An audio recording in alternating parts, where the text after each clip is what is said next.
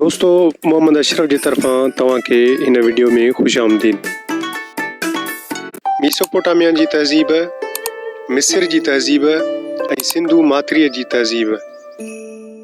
तहक़ीक़ करण खां पोइ इहा ख़बर पवे थी त हिननि टिनि तहज़ीबनि मां इंसान लिखण जी शुरूआत कई हुई, जेका 5 खां 10,000 साल पहिरियों हुई।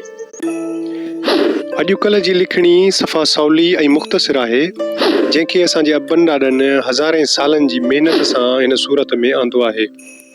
दोस्तों, लिखणी जे अंदाज़ खे बहितर, मुनासिब ऐं ख़ूबसूरती ॾियण सां हक़ीक़त में तहज़ीबी फ़र्ज़ु आहे।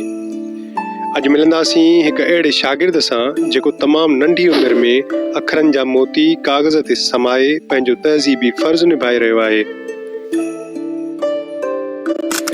मुंहिंजो नालो मोहम्मद हनीफ़, मां गवर्नमेंट हाई स्कूल पकाचांग मां मैट्रिक जा एग्ज़ाम ॾिना आहिनि। मां जॾहिं 8वीं क्लास में हुयुसि, मां उस्ताद हुबदार अली चांग खां सिंधी जा इंडा लिखण शुरू कया आहिनि। मां फर्स्ट ईयर ऐं इंटर जी तालीम कंहिं सुठे कॉलेज में करणु चाहियां थो। मुंहिंजी ख़्वाहिश आहे त मां शाह जो रिसालो पंहिंजे ख़ताती यानी कि पंहिंजे अखरनि में लिखां। स्कूल में काफ़ी ॿार मूंखे पंहिंजूं कापियूं पिण ॾींदा हुया, मां उन्हनि खे फेयर करे ॾींदो हुयुसि ऐं उन्हनि जे बदिले उहे मूंखे कापियूं ऐं के पेनूं वठी ॾींदा हुया। मुंहिंजो बाबा मज़दूरी करे घर हलाईंदो आहे।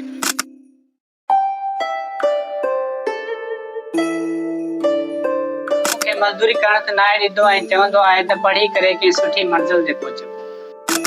मूं ही शीट ठाही आहे, जेकॾहिं कंहिं दोस्त खे खपे त मूंसां राब्तो करे।